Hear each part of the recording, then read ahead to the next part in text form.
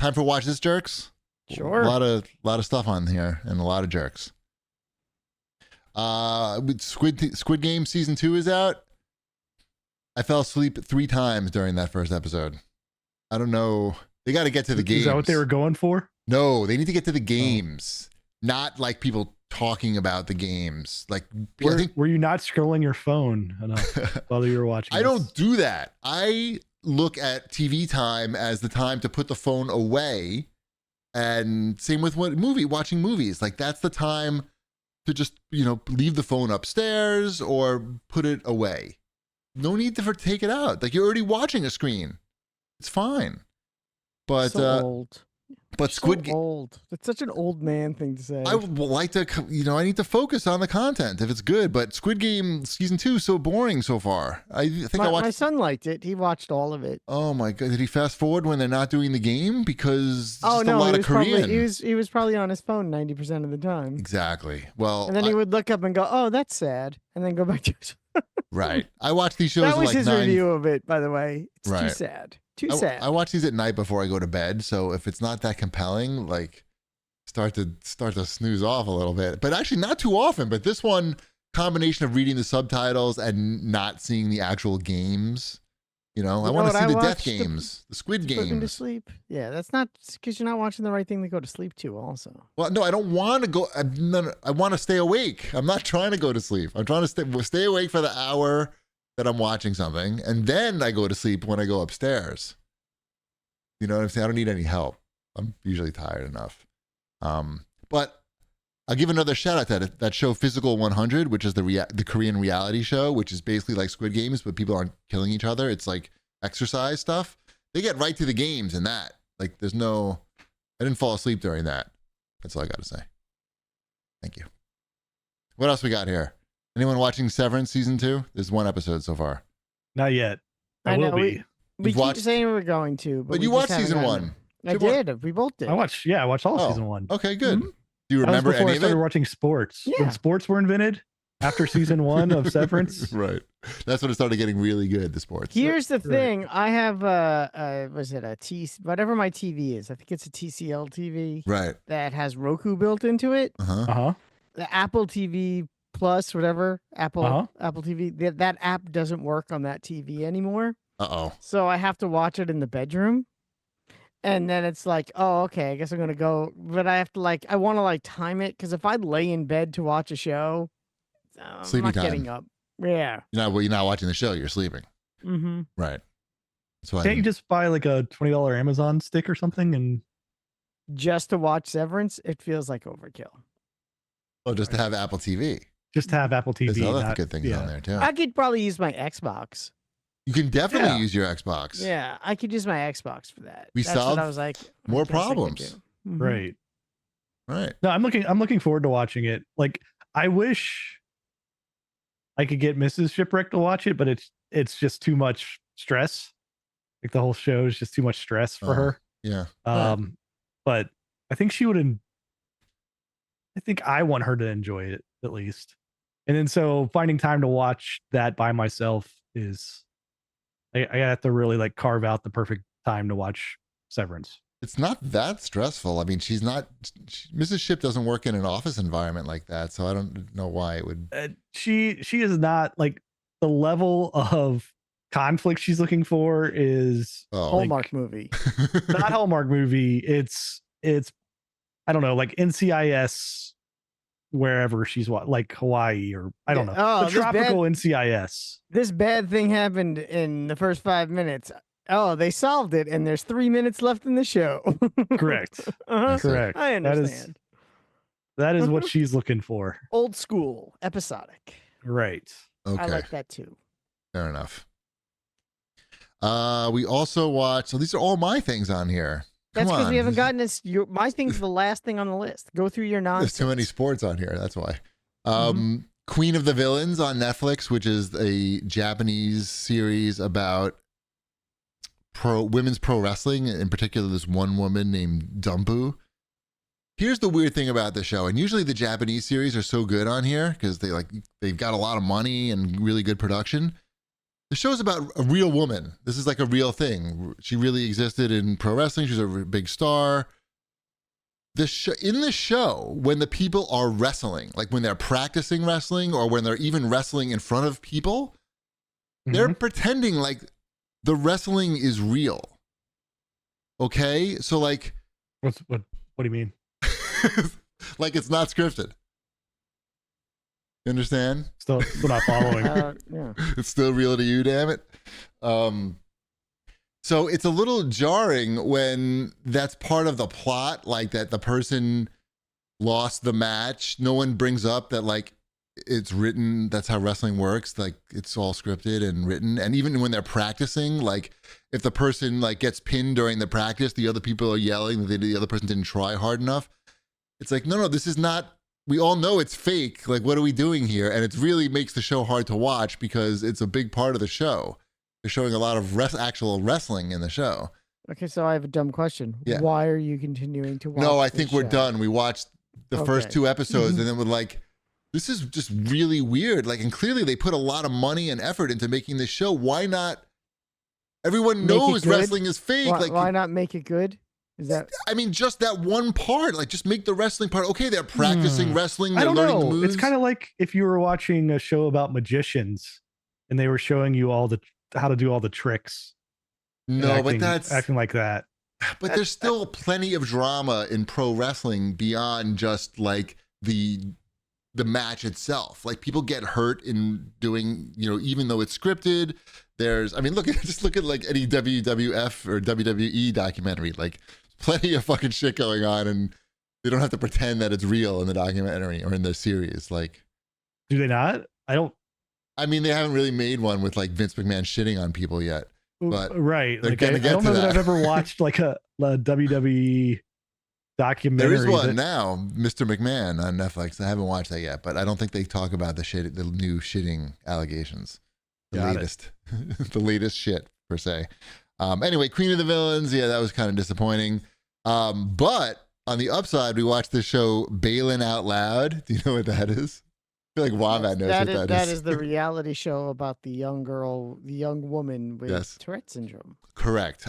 I know her from such social media platforms as Instagram, where I've seen her reels before. And I was just happened to see on HBO Max that it was just there. And I was like, I want to watch her say, tap, tap, tap the rotisserie chicken and itty bitty wiener and stuff like that. And I got Mrs. Chibi to watch it. And it's you feel really bad for her and her family.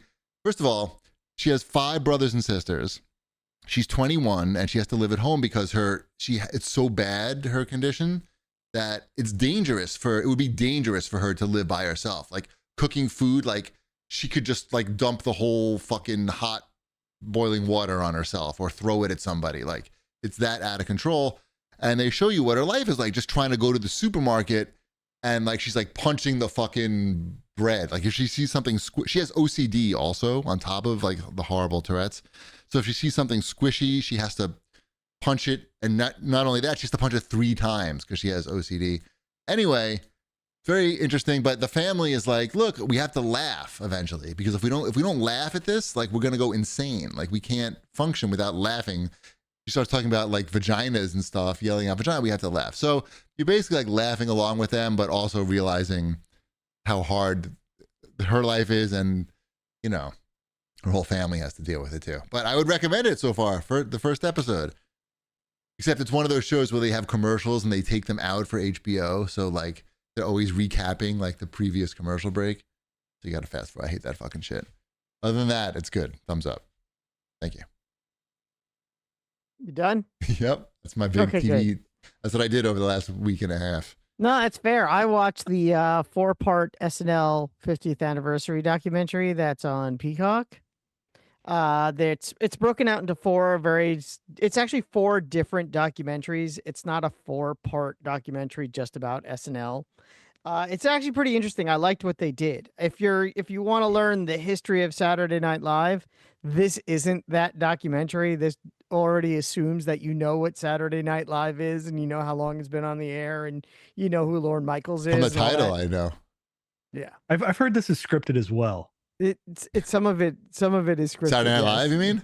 Yeah. Saturday Night Live is a script. Yeah, it's weird because they hide it. Like someone will fall down in a sketch and like, I can't believe I lost. No. Anyway, so the first episode is all about auditioning for Saturday Night Live, and it's a documentary about auditioning for Saturday Night Live, and it's really interesting and it's fun because they show, a lot of the old cast members are on there, and they talk about their audition, and they show them their audition. Most of them have never seen it.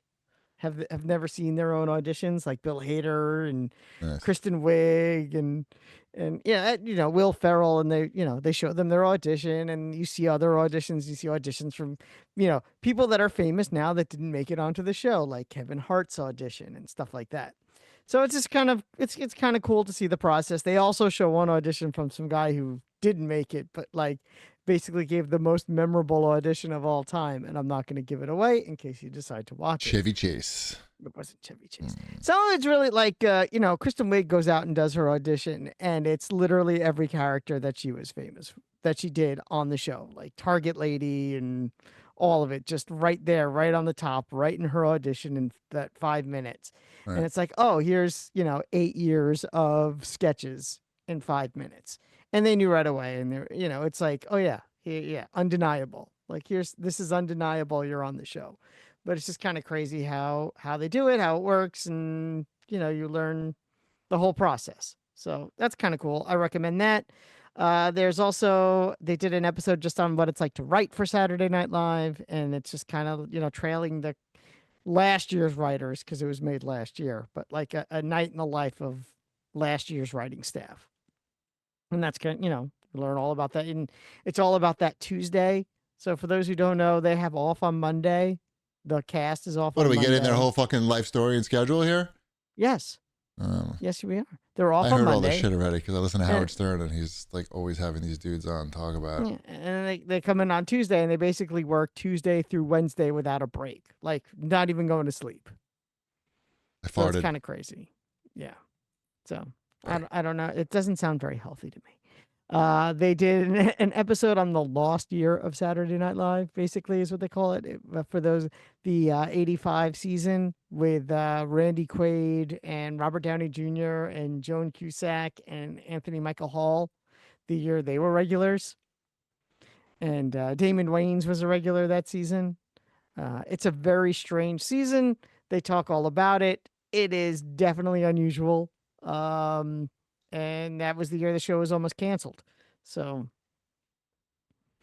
it's also a very good episode. And they just did a 1 hour documentary on the Cowbell sketch.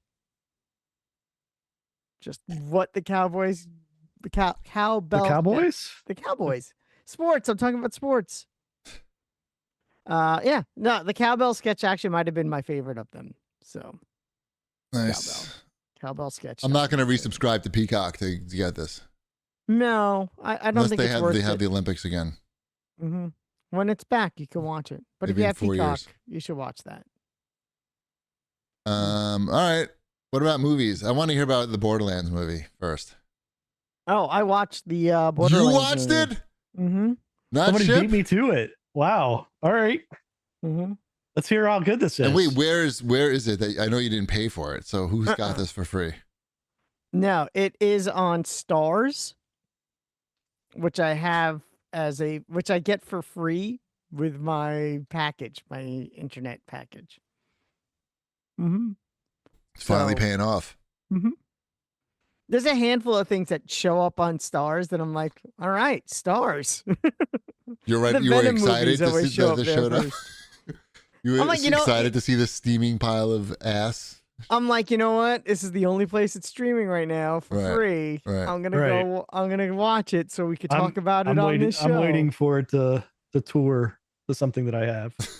It's the big problem with the Borderlands movie isn't that it's terrible. It's just that it's not particularly good. Like, you're not watching it going, why? Ew, what were they thinking? You're not? It's none of that. It's just the movie starts and then the movie ends and you're just kind of like, all right. got a 10% on Rotten Tomatoes, which is low even for the garbage I on know. Rotten Tomatoes. It's not offensive. It's not like, but I can understand why a critic wouldn't be like, "Oh, this is a good movie," because it's not. It's not a good movie. It's just a movie where nothing happens. Right. But it's an expensive movie where nothing happens. Right. And you're like, well, why do I care? What's going on now? Why? Who? What? Why? How many chests do they open? Gina Gershon. Her chest opens up. But They probably don't open enough chests. I bet you that's one of the problems. That's probably the problem. Yep. Not enough chests, not enough guns. So it's just.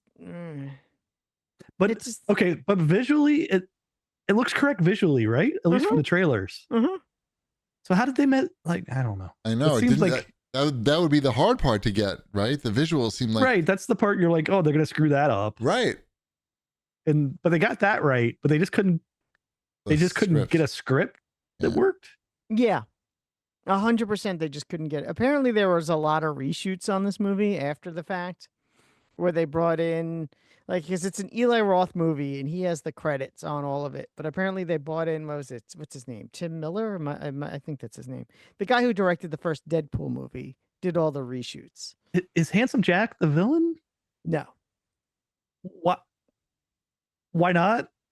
I don't know. It's like they already have a script. Like they have. Right. Did anybody play the game who made the movie? Right. All they have to do is make it into a movie format. Like, trim it down to the hour and a half it needs to be, and have. It's not even that long. I think it's only an hour 45. It's not like it's so. Yeah, that's fine. That's fine for that movie. But like, so who's the villain? Is it just? It's oh god, one of the gun company guys. Oh, like corporate villain, or I don't like. Yeah, generic corporate guy. Lame. But Handsome Jack was that, but not generic. So what do all right. I mean, the guy may have been supposed to have been Handsome Jack, and they just didn't say it, I think is what they were couldn't get the rights to Handsome Jack. Don't ask me. Tiny Tina is in it. And... Yeah, that's right. Like, she's a character from the game. Right. Marcus is in it, right? Marcus is there. Like it seems like you could hit enough beats here to create a movie and not mess this up too badly. Yeah. But wrong. I'll still watch it, but under protest. Right. I just don't get it. Like, sorry. Yeah. All right. It was all in first person though?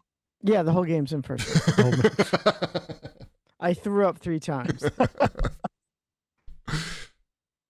But yeah, all right. I watched a good movie, actually. What'd you watch? Anora, it's called. It's an independent movie. I had to pay money for it to rent it. Lots of Golden Globe. That was the movie that was snubbed at the Golden Globes. Oh, was it? Yes. Okay. It's a movie about a stripper, New York stripper, who meets like a wealthy Russian guy and has like this Cinderella thing, but not really. It's not like, it's a weird mix of comedy and like darkness, basically. And the director of this movie made other movies that involve like sex work. He's pretty serious. His name is Sean Baker. It's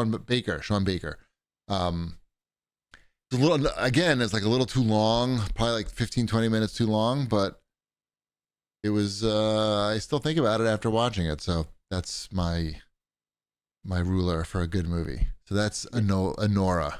Yeah, you'll never remember the name. The director walked out when he got snubbed. Oh, really? Well, the whole movie got snubbed for every award. It was nominated for like 6 things, and it lost all of them. And he was pissed because it lost to the musical with what's her face Gamora in it. I don't know which one. Yeah. What is it?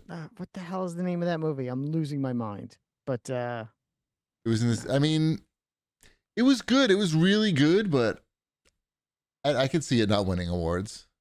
I could see it like being not quite that good, but I don't know. It was a little off. I feel something was a little bit off, but I enjoyed it and I would still recommend it. All I can think of now is What if they had made Borderlands a musical? Amelia Perez. That's the movie I'm thinking of, by the way. I don't even know it. Oh. Borderlands a musical? I mean, no, the movie. Just yeah. turned Borderlands into like it Joker 2. It might have been better. It might have been better. Right. Again, it's a script. If it had, and really, you have good. Not heard of Amelia Perez. It's a movie. That's the movie or the person? That's a movie. That's a movie. No, I don't know that. Okay, it won a lot of Golden Globes. Anyway. I don't know any. Yeah, it's okay. I didn't watch many movies last year or this year. My favorite movie was Ping Pong. I know. You know what? You know what other movie I watched over the weekend? Yes, I watched Beetlejuice.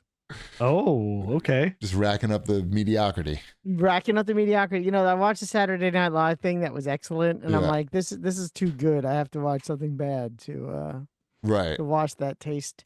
So I watched Beetlejuice because I felt like I needed to. I felt like I needed to watch Beetlejuice. Did you feel bad about it the whole time? Like almost immediately? There are a lot of problems with that movie, and they're apparent right away. I don't you think? See, like, I don't know. Yes and no. Like right away, like, oh, we're doing this. Like we're just gonna pull a plot out of like the sequel playbook and just plug in Beetlejuice characters into it. Within the first 5 minutes, that's what happens. Yes, and I don't 100% agree with that statement. I think that if they stuck with one plot line, there's 4 plots to this movie. There's 4 distinct storylines going on in this movie all at the same time. And instead of having a 3-hour movie, thankfully, this movie is under 2 hours. But at one point, they go, oh, shit, there's 4 plot lines to this movie, and we got to wrap this up. And they just kind of end it. Like some of the plot lines end faster than others because there's a big set piece ending because it's a Beetlejuice movie and they know that that's what people are expecting. But then there's these 3 other storylines that they kind of need to wrap up real quick. Yeah. So they're like, and done. And I'm going to pull a lever and this, literally. The sandworm is going to come and eat this person. I'm going to pull a lever and this storyline is over. And yeah, you're right. It happens twice. They pull a lever twice to end 2 storylines. Like it's a freak. Like they just didn't know what to do. They just didn't know what to do because they should have cut 2 of the storylines probably out completely, but instead they didn't. And one of them where I think they were trying to do something clever was it was so immediate where I'm like, oh, I get it. I see what this kid's deal is. And like immediately, as soon as he said the first words that came out of his mouth, I'm like, oh, I see what this kid's deal is. And at that point, I'm like, they'll figure it out. And I'm like, because if I figured it out now, they should figure it out within 45 minutes. Beetlejuice's illegitimate son? Basically. And I'm like, this is stupid. Wait, Beetlejuice had a son out of wedlock? No. I wouldn't. I thought that was the whole thing. Is he wanted to get married. I'm not. He mentions that in don't worry, in the first 10 minutes of the movie, he talks about how much he wanted to marry. What's her name? Yeah. He does talk it. Yeah.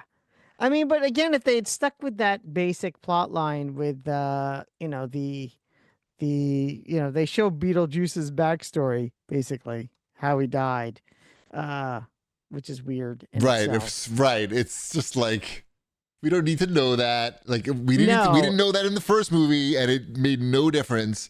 Why are we just so we can have a villain doing this? But that's just it, is that it's a villain, but it's a villain that's not even there. Like if they had stuck with Monica Bellucci's part should have been bigger, is what I think. Who's the villain in the first movie? Beetlejuice. Yeah, that's the problem. Like, what are we doing? What are we now? Well, we're that's just like, he's now the good guy and there's another villain and Beetlejuice is going to save us. Like, what? Wait. Lame. Fucking lame.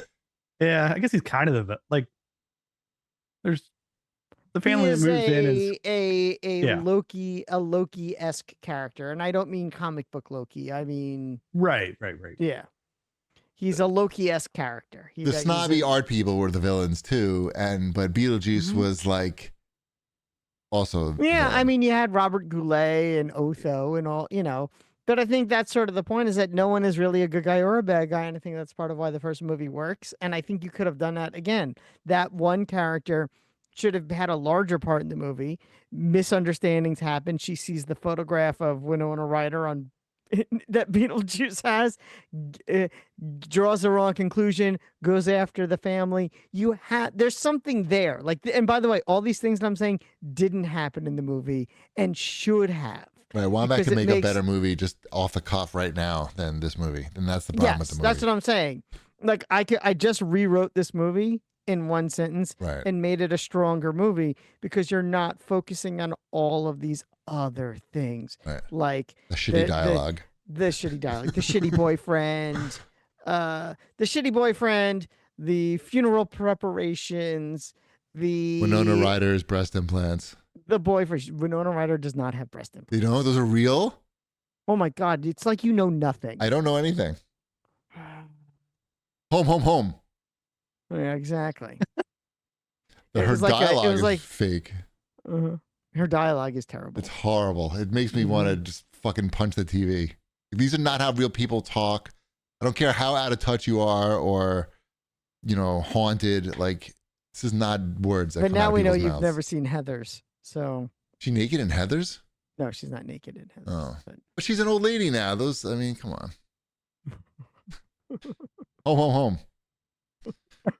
But yeah, Beetlejuice is wasted potential. That's its crime. The crime of Beetlejuice is that it's a. I don't think you do a third one. The cash grab. It's fucking cash grab. It's like. It could have. It woulda, coulda, shoulda. Right. That's all I could say about that. All right. What else? I've been watching a lot of documentaries because for Christmas, Mrs. Shipwreck bought me a bunch of I don't know, things that I like on documentary, I guess. Okay. So the first one I watched was Pick It Up. It's a ska in the 90s documentary. Okay. So I like ska. You guys like ska? No. Yeah, you do. No. I love me some Fishbone. All right. I like Sublime. Does that count? Sublime's in here. Sublime is some of their stuff could be considered ska. Yes. No doubt. Their early stuff is ska. That talked about that in here. That was one of the big breakouts. Do they show Fishbone performing in the film Back to the Beach? Because they do. Do they really? Yes. Nice. That is in the documentary. So is Save Ferris playing in Clueless. Mm-hmm. And it's got all your favorite 90s ska bands in there. Do they Ruby Soho? Do you hear the song Ruby Soho? So you do, because it is narrated by dude from Rancid. The dude from Operation Ivy, Tim Armstrong. I know his name. That's right. Yes. So he's you get a lot of Real Big Fish interview. So the whole documentary sounds like this. Hey, and then Fishbone came out in 1978. I saw Rancid last year. They're still being Rancid.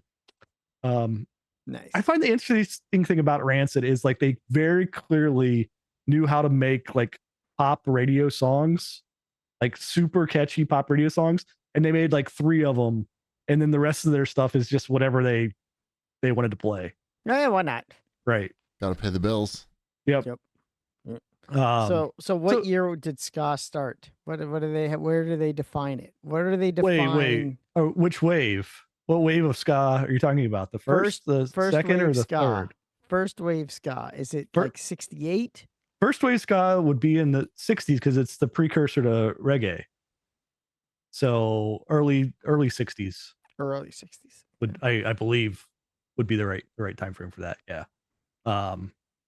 Yeah, and then you had. Do you want me to tell you about the ska documentary? GP, what? Give me your favorite second wave. Your second wave ska band.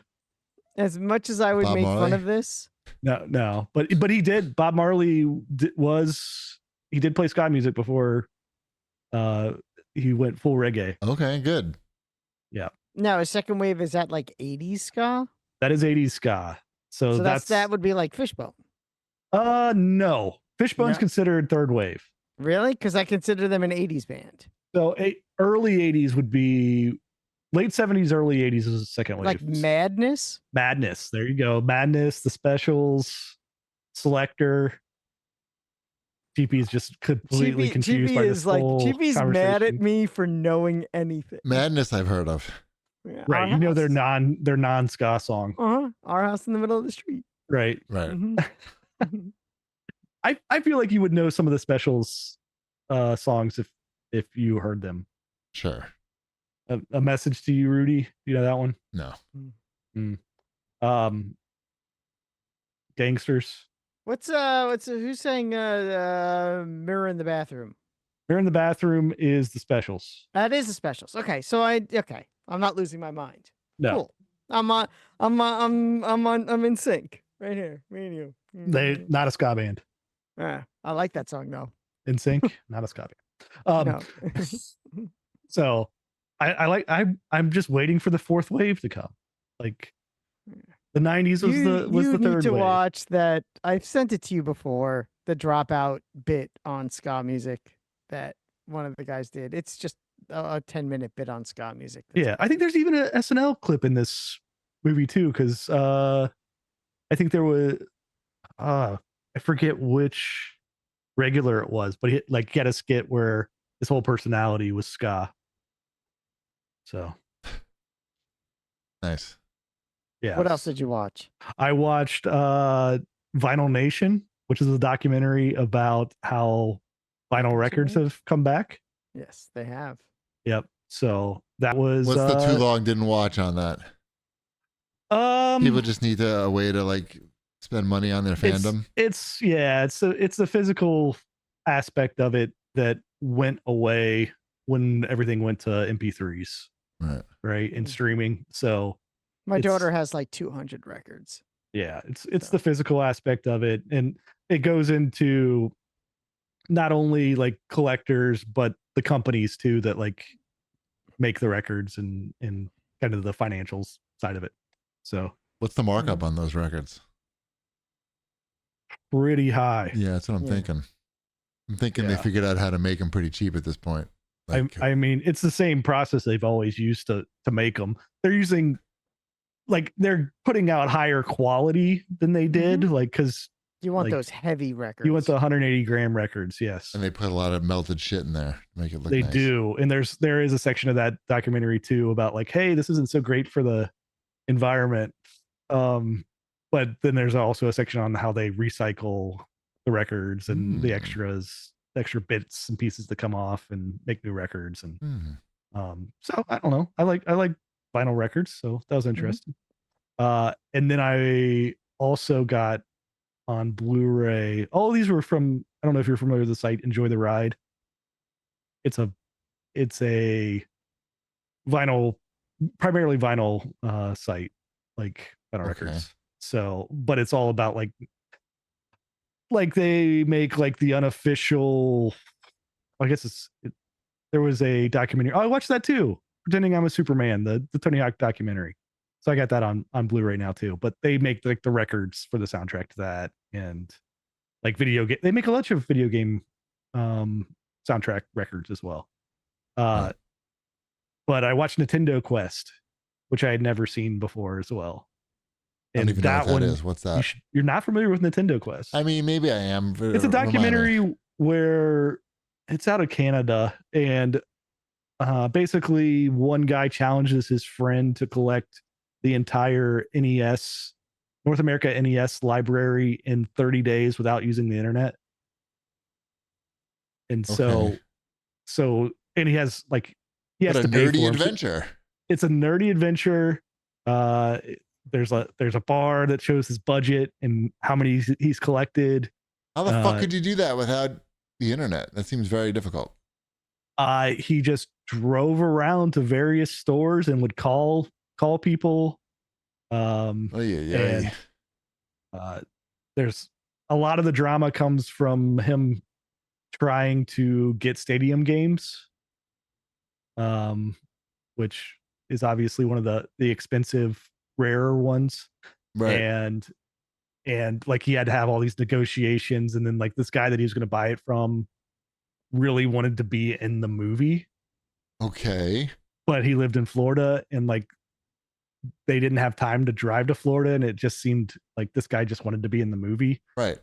And so there's a lot of, I don't know. It's interesting in that the guy who's trying to do it is very like, he's a very nervous guy that's not like real comfortable like negotiating with people. Okay, so it's fun to watch his awkwardness. Yes. Yeah. So it's not like Pawn Stars. No, not at all. Not at all. All right. What's that called? Nintendo Quest. Nintendo Quest. Yes. Nice. Cool. Yep. All right. Keep an eye out for that. Mm-hmm. I'm sure it's free on like Tubi or something. I'm sure all of these are like I'm sure. Tubi specials. I can probably look them up. They're probably on YouTube too, even. Yeah, they probably are. So, but I appreciate having the Blu-ray copies. There's a lot of like extras and stuff. Nice. Oh, are they all on Plex? They are all available on Plex. Wow, that's excited. On new content unlocked. On your on your subscription to my Plex feed. Awesome. Mr. Nuclear Monster in the chat wants to know if Nintendo Quest is okay for younger kids. Yeah, I think it is. I don't remember there being anything offensive at all. You know, it's not appropriate for kids under 10. Chip. Beetlejuice. It's not. They want to see it though. That's what I'm telling you. You like may want to watch. If I take my kids to see Les Mis, how does this? That's more appropriate. I would recommend. They've also seen the Beetlejuice musical. That's yes. Live. And they both have seen the first movie, which is not as bad. Okay. This movie has a surprisingly larger amount of, I would just call it straight out gore. Gore. Interesting. Mm-hmm. Yeah, that's what I'm saying. I'm not telling you what you should do because that's not. But I would recommend you watch it first and make that decision. You suffer twice, Chip. You better suffer twice through this movie. Yeah, you may have to suffer through. I can try and do that. By the way, I nailed it. Both Nintendo Quest and Pick It Up look to be available on Tubi. Nice. Cool. Yes. Shout out to Jack Cairo who wrote in and sent this article from The Guardian about how Netflix is indeed dumbing down the TV show so people can look at their phones while they watch the show. And if you read the article, it talks about how Netflix sends notes back to some of the shows that they get saying like, you need to like have dialogue where the characters are literally saying what they're going to be doing next or what they've just done because people aren't paying attention. And we talked about this like a couple months ago, how this is what the really movie seemed like. Yeah, because the second season of The Night Agent premieres this week. Okay. I liked the first season a lot. And that I could tell was a little second screeny. But now that they're like deep in the woods with it, I'm very curious to see like, because that when you know it's there, you can't not see it. Like with Rebel Ridge. I knew exactly when I was watching a scene where they were like, "Oh, this is when they think I'm looking at my phone." Right. Yes. Also, shout out to where's this guy? There's somebody in the chat on YouTube. I lost it already. Too many people are commenting. I lost it. Sorry. You don't get a shout out. Just a nonstop stop. I don't know. I don't know how to use it. No, I don't think that's what's happening. Or I might just be well, one guy, Togi Gamer wrote in, "Wow, you guys are still podcasting." Thanks. Thanks to Togi Gamer. Thanks. That's good. Thanks. Good looking out. But Tim wrote in and said, "Just a quick thanks for 20 years of CAG, and thanks for the distraction tonight. Wildfires in my town, keeping the stress levels high." Ugh, good luck to everyone out there. Yeah. Not a fan. Not a fan of fires. No.